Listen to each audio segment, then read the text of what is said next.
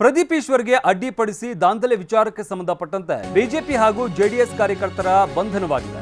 ಚಿಕ್ಕಬಳ್ಳಾಪುರ ಠಾಣೆಯಲ್ಲಿ ಪ್ರಕರಣ ದಾಖಲಾಗಿತ್ತು. ನಗರ ಠಾಣೆ ಬಳಿ ಬಿಗಿ ಪೊಲೀಸ್ ಬಂದೋಬಸ್ತ್ ನಿಯೋಜಿಸಲಾಗಿದೆ.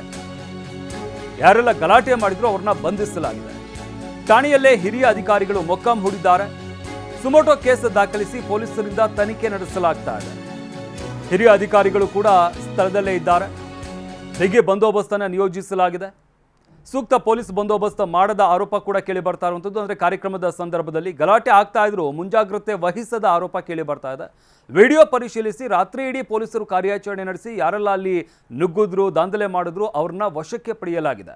ಜೊತೆಗೆ ಮತ್ತೇನಾದರೂ ಇಲ್ಲಿ ಪ್ರತಿಭಟನೆ ಆಗಬಹುದು ಅಥವಾ ಯಾರಾದರೂ ಬಂದು ಗಲಾಟೆ ಮಾಡ್ಬೋದು ಅನ್ನೋ ಕಾರಣಕ್ಕಾಗಿ ಸದ್ಯಕ್ಕೆ ಪೊಲೀಸ್ ಠಾಣೆಯ ಸುತ್ತಲೂ ಕೂಡ ಬಿಗಿ ಬಂದೋಬಸ್ತ್ ನಿಯೋಜಿಸಲಾಗಿದೆ. ಹಿರಿಯ ಪೊಲೀಸ್ ಅಧಿಕಾರಿಗಳು ಕೂಡ ಸ್ಥಳದಲ್ಲಿದ್ದಾರೆ. ಬಿಜೆಪಿ ಹಾಗೂ ಜೆಡಿಎಸ್ ಕಾರ್ಯಕರ್ತರನ್ನ ಬಂಧಿಸಲಾಗಿದೆ.